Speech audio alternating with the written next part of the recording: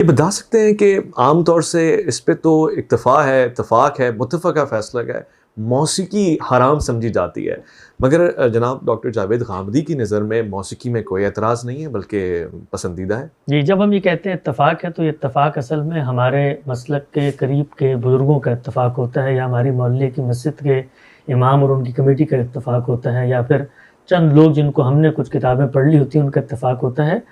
امت مسلمہ کے اہل علم، اباقر، نابغہ علماء کے بارے میں یہ دعویٰ کرنا بڑی جسارت کی بات ہے۔ جو لوگ علم کی تاریخ سے واقف ہیں، اپنی تراث سے تمسک رکھتے ہیں، وہ کبھی زندگی میں دعویٰ نہیں کرتے۔ موسیقی کے بارے میں ہمیشہ سے اہل علم علماء میں اختلاف رہا ہے اور وہ اس اختلاف کو بیان کرتے رہے ہیں۔ آپ بڑے لوگوں کا نام جاننا چاہتے ہیں، امام غزالی کی احیاء اٹھا لیں، خود اس کے اندر یہ بحث پڑھ لیں کہ وہ موسیقی سننے کے آداب بیان کر رہے ہیں۔ میرا اس وقت موضوع نہیں ہے کہ میں یہ بتاؤں کہ ہمارے نزدیک موسیقی کیوں جائز ہے، لیکن میں سب سے پہلے لوگوں کو یہ بتانا چاہتا ہوں کہ علم کی تربیت اور ٹریننگ حاصل کریں۔ ہمارے ہاں یہ کام اہل علم، علماء، دانشور، حکماء، فلاسفہ کا ہے کہ وہ لوگوں کو بتائیں کہ جی کسی مسئلے میں سوچنے سمجھنے کی اختلاف کی تاریخ کیا ہے۔ ہم یہ نہیں بتاتے اور ایک دم سے کہتے ہیں جی بالکل نئی بات انہوں نے کر دی۔ نئی بات بھی ہم نے کی ہے، اچھا، یہ جرم ہم قبول کرتے ہیں، بہت ساری نئی باتیں کی ہیں، لیکن یہ ایسا نہیں ہے کہ کسی معاملے میں آپ کو مجھ سے عدم اتفاق ہو گیا ہے تو آپ پوری امت کے زور پہ لا کر مجھ سے وہ بات منوا لیں۔ اور یہ بات بھی جان لیں کہ ہم دین کے معاملے میں جب کوئی بات کرتے ہیں تو اس میں جو بنائے استدلال ہے، جو چین آف آرگومنٹ ہے، وہ اللہ کے دین کے نزدیک کسی کا اتفاق یا کسی کا اختلاف نہیں ہوتا۔ خود اللہ کے پیغمبر جب دنیا میں آئے ہیں تو ان کے آنے سے پہلے اللہ ہی کے بھیجے ہوئے پیغمبروں کی امتیں موجود ہیں۔ ان کا اتفاق ہے اس بات پر کہ سیدنا مسیح اللہ کے بیٹے تھے، ان کا اتفاق ہے اس بات پر کہ تثلیث کا عقیدہ ہے، ان کا اتفاق ہے اس بات پر کہ کفارے کا عقیدہ ہے، ان کا اتفاق ہے اس بات پر کہ نسخ شریعت ہو چکا ہے۔ قرآن مجید نے ان کے اتفاق کو پارہ سنگ اور پرہ کاہ کے برابر نہیں سمجھا اور کہا کہ کوئی اثرات من العلم ہے، کوئی دلیل ہے، تو یہ اپنی ذات کے اندر کبھی بھی دلیل نہیں بنتی کہ اتفاق ہے۔ تو میں یہ بات سمجھانا چاہتا ہوں کہ پہلا مرحلہ یہ ہوتا ہے کسی بھی نقطہ نظر کے بارے میں کہ پہلے یہ جانیں کہ واقعی میں اتفاق ہے یا اختلاف ہے۔ تو امت کے اندر ایسا نہیں ہے کہ ہم نے پہلی دفعہ موسیقی کے بارے میں کوئی بات کر دی ہے۔ دوسری بات یہ ہے کہ جو بات ہم نے کی ہے، ہمیں خواب آیا ہے، ہمیں الہام ہوا ہے، ہمارے بزرگ کوئی مرتے ہوئے کلمہ کہہ کر چلے گئے تھے جس کی پاسداری اور پیروی میں ہم امت مسلمہ کے نوجوانوں کو یہ دینی فریضے کے طور پہ بتا رہے ہیں کہ موسیقی سنا کرو، نہیں۔ ہمارا ایک نظام فکر ہے،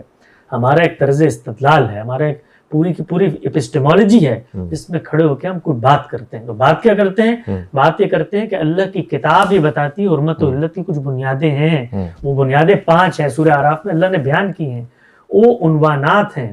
یہ کیسے ہو سکتا ہے کہ اللہ تعالیٰ کہتا ہے کہ صرف یہی 5 بنیادیں ہیں، یہ پائی جائیں گی تو چیز کو حرام قرار دو گے؟ اور آپ کو پتہ ہے اس میں سے 5ویں بنیاد کیا ہے؟ 5ویں بنیاد یہ ہے کہ اللہ کی طرف کسی ایسی چیز کو منسوب کر کے حرام قرار دینا جو اس نے حرام قرار نہ دی ہو۔ اتنی سخت تنبیہ ہے۔ اب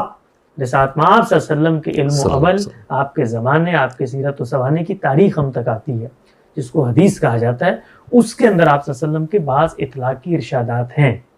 اور وہ موسیقی کے بارے میں ہیں۔ خود ان ارشادات کا استقصاء کیا جائے تو آدمی حیران ہو جاتا ہے کہ کہیں پہ موسیقی کی اباحت کی بات کی جا رہی ہے، کہیں ترغیب کی بات کی جا رہی ہے، کہیں تنبیہ کی بات کی جا رہی ہے، کہیں ممانعت کی بات کی جا رہی ہے۔ تو اب ہر صاحب علم، صاحب شعور آدمی کیا کرے گا؟ قرآن مجید کے 4 کارنرز کو پڑھے گا اور یہ دیکھے گا حلت و حرمت کی اگر اس میں کوئی بنیادیں موجود ہیں تو خود رسالت مآب صلی اللہ علیہ وسلم کی تاریخ میں تضاد کیوں ہیں، تو اس کو پتہ چل جائے گا کہ وہ معیارات ہیں جن کو آپ نے اپلائی کیا ہے۔ اگر موسیقی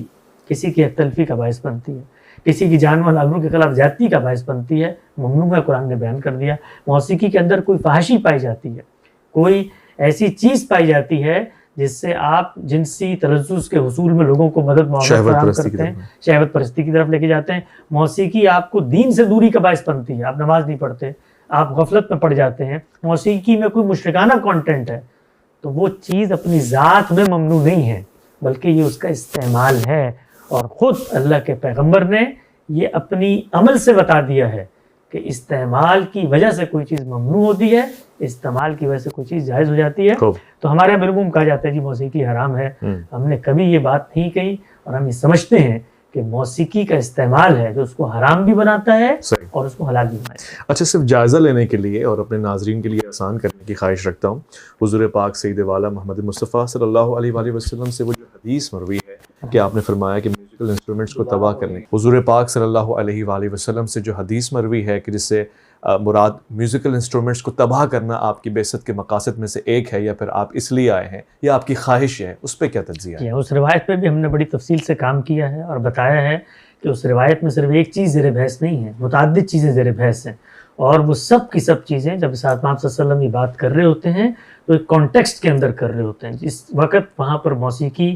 بجائی جا رہی ہے وہ ان محافل میں ہے کہ جن میں پھر شراب نوشی ہوتی ہے، اور شراب نوشی کے بعد زناکاری کے اڈے بنے ہوئے ہیں، مکے کے اندر کلبز ہیں جہاں پر یہ سب کچھ ہو رہا ہے. اس کے بارے میں آپ نے فرمایا ہے کہ میں تو دین کے انہی اخلاقی تقاضوں کو قائم کرنے کے لیے آیا ہوں. یہ کیسے ہو سکتا ہے کہ ایک مجلس کے اندر بیٹھ کر یہ سب کچھ ہو رہا ہو اور اس میں موسیقی بھی شامل ہو، تو اس کو تو ہم ختم کریں گے. بالکل ایسے ہی ہے کہ گاڑی چلانا علی الاطلاق ممنوع نہیں ہے، لیکن یہی کراچی میں ڈیفینس کی گلیوں میں جب ریس ہو رہی ہوتی ہے تو ایک پولیس کا انسپکٹر آگے کیا کہے گا